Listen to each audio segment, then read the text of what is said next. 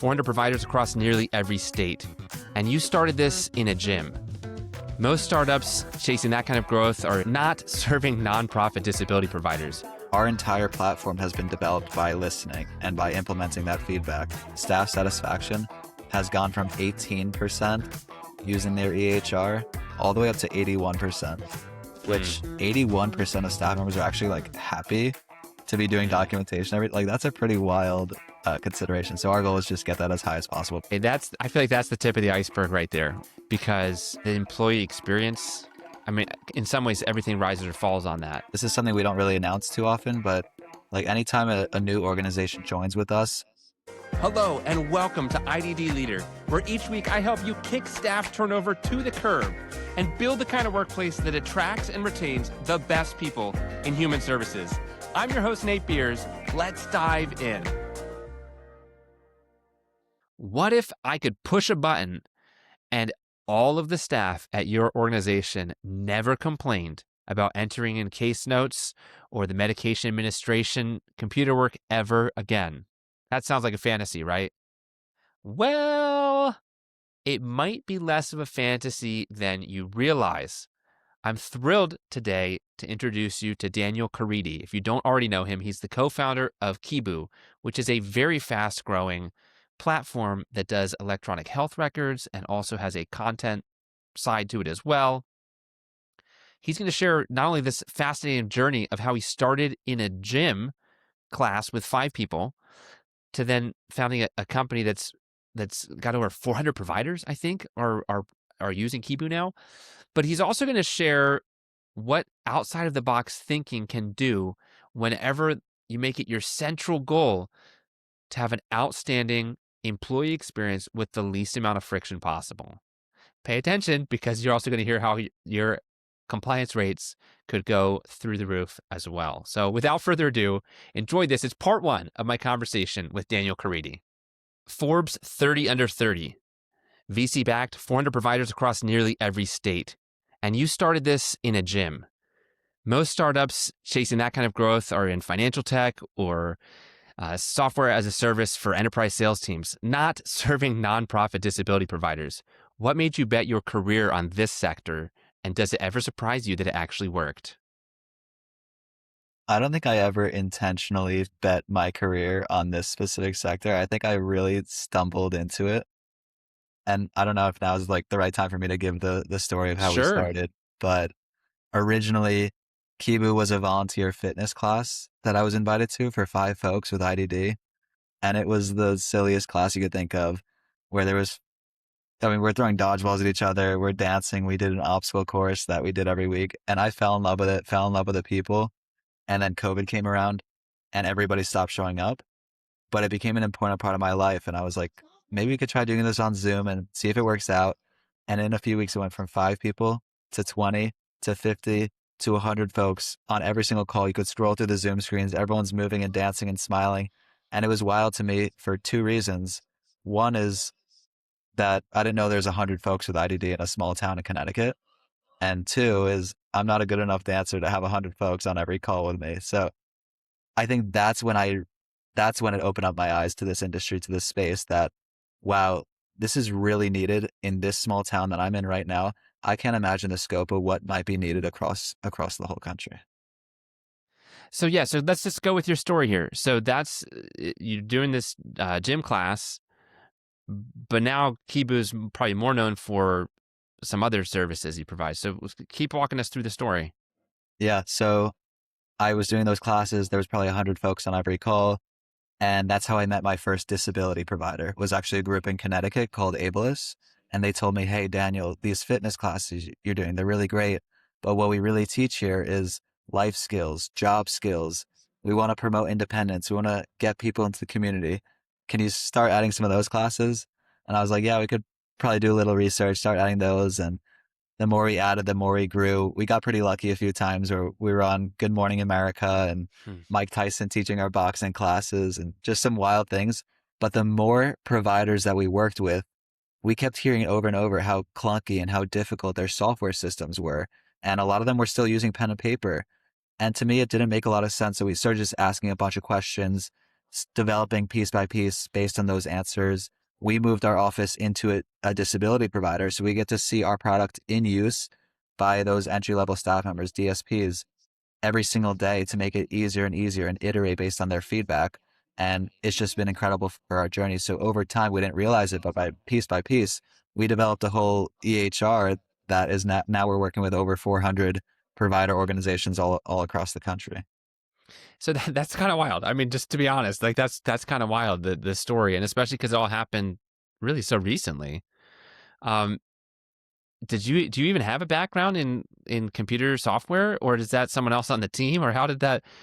If I heard you right, you started out where you're actually like leading classes, and that seems pretty different than having a software. Yeah, you're entirely right. I don't have a technical background. I actually in college, I went to college in Indiana and I was doing like real estate development pro formas and trying my best to do multifamily real estate and I was just gonna keep doing that until I stumbled into these volunteer fitness classes. But when I saw so many folks on the calls and like engaging so much and already starting to hear testimonials and like how much fun they were having and how needed it was. One of my friends, his name's Justin, is a software engineer, and I pulled on him, and we put together the first earliest version of what Kibu was then, and then over time developed it to what it is now. Hmm. Okay. Wow, that's really fascinating. Now you've kind of got this little bit of an outsider perspective on the industry, especially because a lot of not everybody, but a lot of people in it either grew up around it because of a family member or kind of stumbled into it early on in their career. And then over time, I mean, a lot of executives I talked to, they started out as DSPs. I'm curious with this, again, in my view, kind of an outsider perspective, I'm curious what that's maybe let you see that people that are so familiar with the industry maybe just weren't even seeing. I think the biggest unlock for me and for Kibu was realizing that all the reports that administrators care about, all the billing, everything filters based on the data that the DSP is entering. So the simpler it is, the easier it is, the more intuitive it is for the DSP, the easier you can make it for them, the better everything downstream will operate. But I think we're the only software that's really like flipped that perspective and really focused on that ease of data entry for that base layer rather than everything from the administrative's perspective. And it is interesting to me that the industry just hasn't realized it for so long because you are right. A lot of executives today used to be DSPs and had the tough issues and struggled with their own documentation, doing it every single day and compliance and whatever that meant in whatever service in whatever state. And I think it's just like, hey, this is the way that things were done and this is the way that things are done and we're just going to stick to it. And it probably did just need an outsider's perspective and say like, wait a second, let's just flip it for a little bit and see how it works. And that's been really helpful for us. Hmm. Yeah, and it's actually kind of fascinating to me too because a lot of times on this podcast I'm finding kind of positive outliers. They're provider agencies that have, quote unquote cracked the code when it comes to employee retention, engagement, low vacancies. So they're doing something that's unusual, but one of the most common themes is like ridiculously simple and it came up in your story just now, which is you just listened. I Yeah, mean, I mean, that is, it's a big thing. I mean, I'm not a provider myself. I don't have family members in this space. Our entire platform has been developed by listening and by implementing that feedback. Like we now do 8 live streams every day and have 600 plus classes and worksheets and lesson plans. And every one of those has come from feedback from providers asking, hey, I'd love this class because a couple of our clients are learning this new life skill or job skill. And we go and create it. And same with the hmm. whole EHR platform, compliance platform, billing, everything that we created is all just based on feedback and struggles that they've dealt with in the past. So, so I think you've sort of said this already, but maybe go a little bit more. The problem that you were trying to solve was clunky systems. I mean, is that what you essentially are doing with Kibu?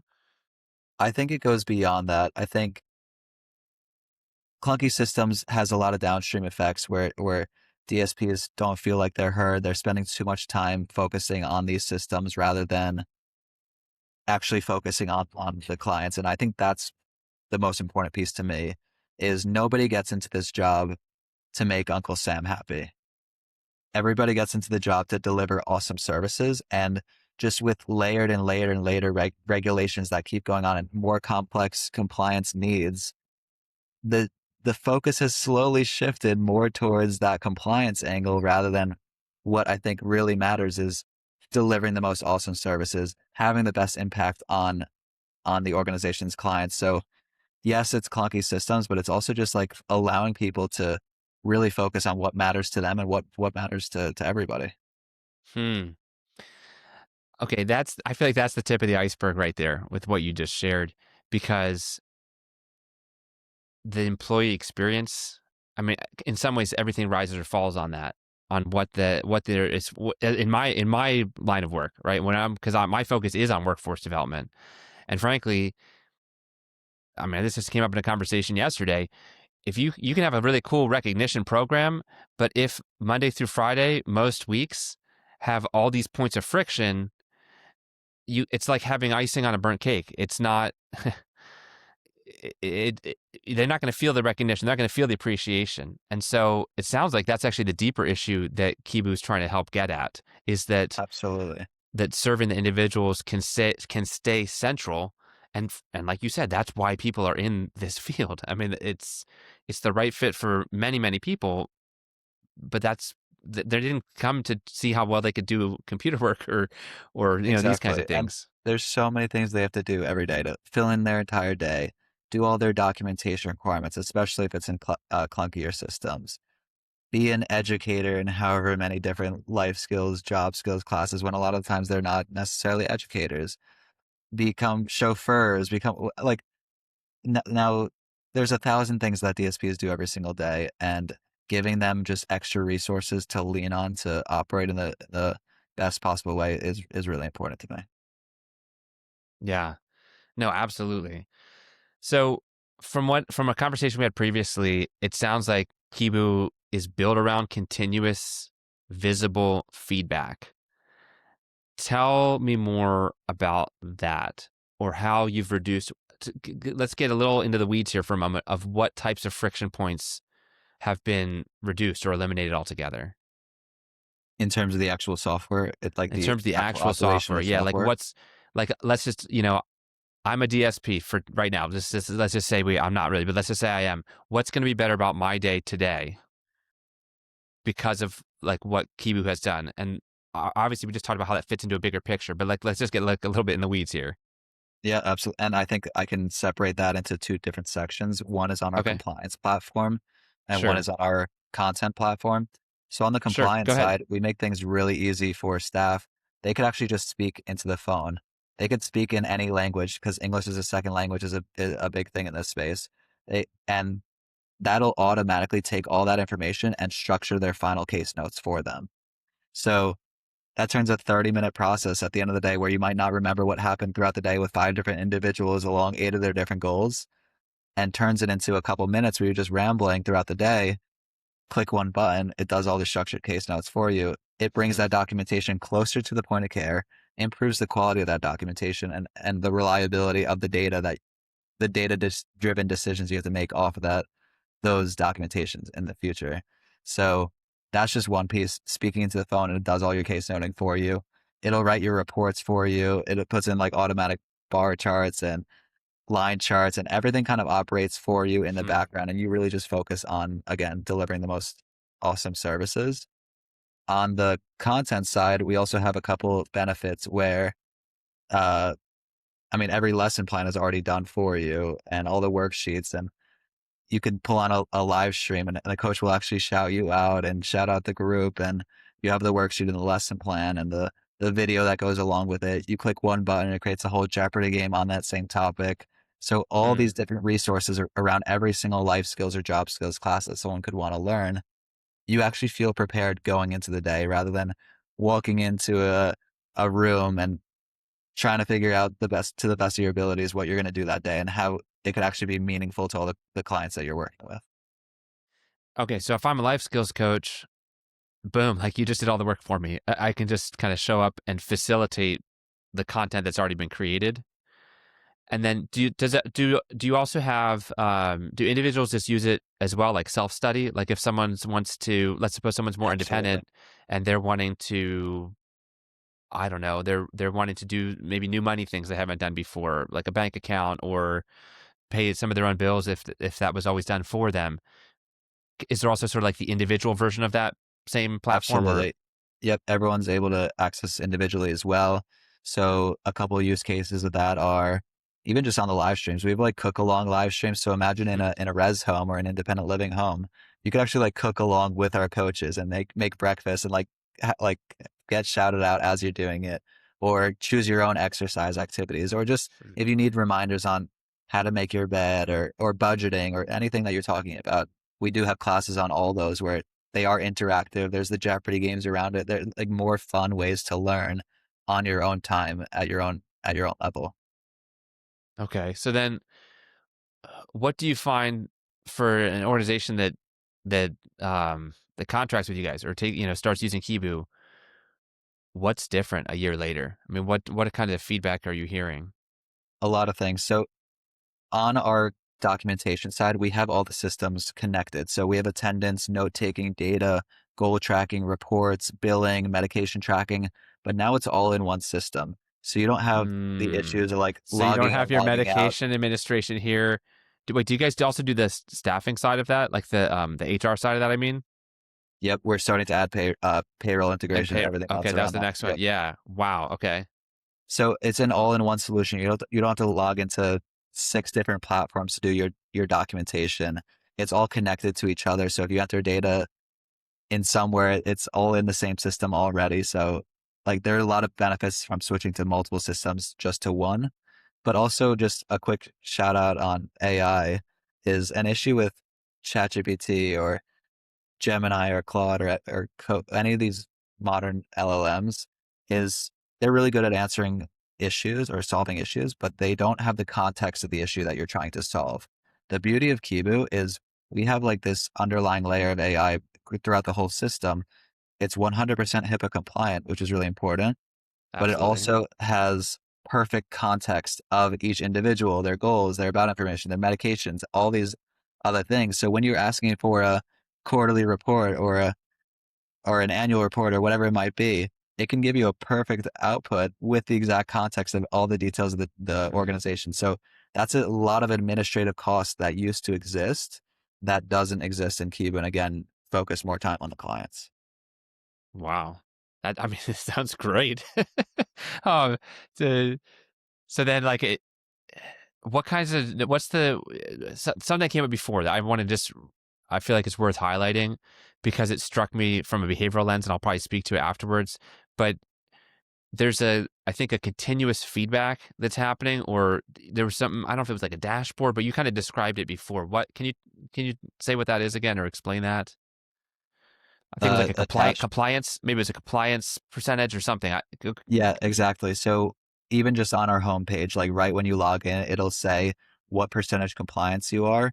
And if you click find out why, it says which staff haven't done their documentation for the day, Hmm. which or in the past days. So normally at almost every provider I've run into, this is a full-time role or a part-time role. Someone checking whether records are complete, who's missing those records, tracking them down.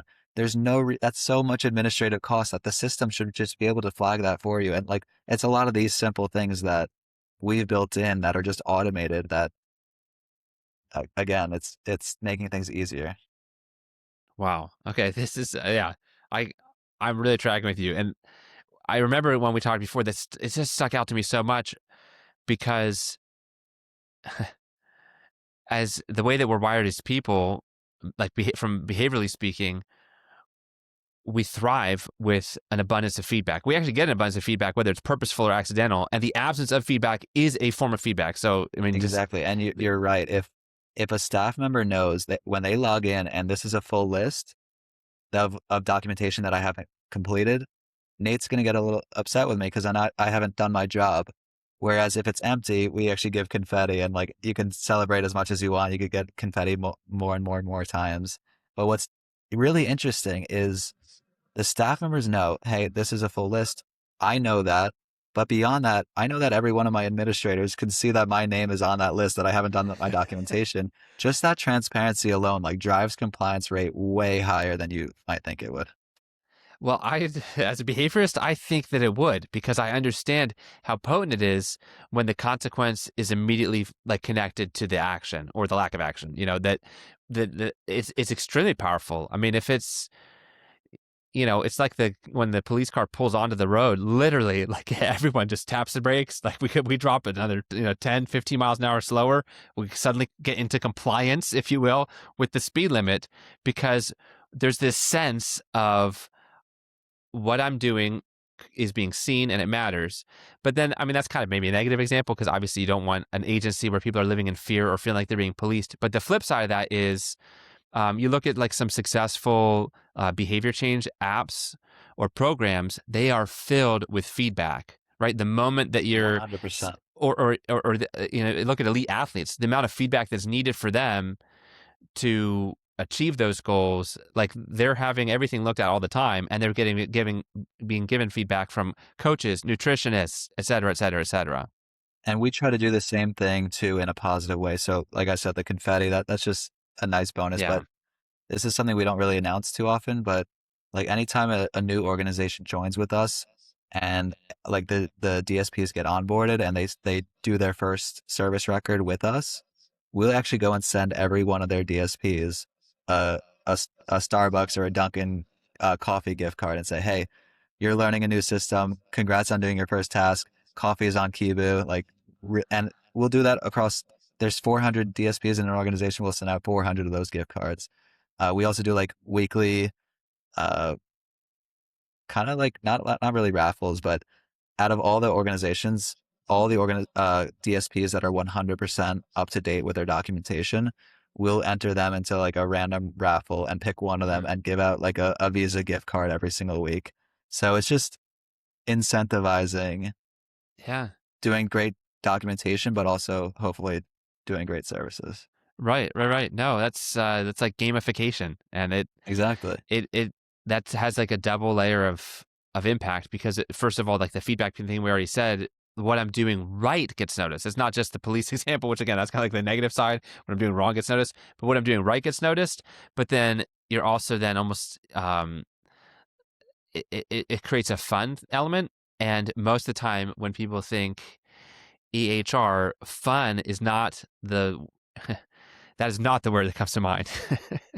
And that's something we've seen too is we've done anecdotal pre and post Kibu studies and staff satisfaction has gone from 18% using their EHR, which sounds pretty standard, all the way up to 81%, Hmm. which to me, I want to get it up to 100%. I'm wondering like, where's that 19% difference? But Yeah. still, if you think about it, 81% of staff members are actually like happy to be doing Mm. documentation. Like that's a pretty wild consideration. So our goal is just get that as high as possible. But we've already done a pretty meaningful improvement from low or from the teens up into the high 80s. Wow, my mind is spinning in the best way possible right now. That was part one of my conversation. I can't wait to share part two next week. But I want to leave you with an action item because honestly, hearing great content can be inspiring, but unless it changes the reality tomorrow or next week for someone that works for you, then I feel like somehow we've missed the mark. One item that stuck out to me from the conversation today was that the entire Kibu platform was built starting on listening. Now, I know that could sound so, I don't know, trite or commonplace, but just because something is simple does not mean it's not profound. And so, my encouragement to you would be this an action item: listen, listen more, listen excessively, because profound things happen when we listen excessively, assuming we back that up with action. But I'm sure that you're an action taker, so that won't be an issue. But I want to encourage you, find a fresh way to listen, whether that's just going and talking to people on the front lines yourself, whether that's, calling together a town hall or a team meeting, but find out the biggest friction points and start to find ways to reduce them. And No, I'm not in any way sponsored by Kibu to say this, but obviously you go check out their platform as well. That would be another good action step. So, listen, if you want help trying to identify where are some ways that our supervisors are inadvertently contributing to burnover, which is burnout and turnover combined, I've got a resource for you. It's at iddleader.com/burnout. And it identifies 7 quiet warning signs that happen at many organizations. And then it gives solutions for simple things that can be done to avoid those. Well, until next time, here's to you. Keep up the amazing work.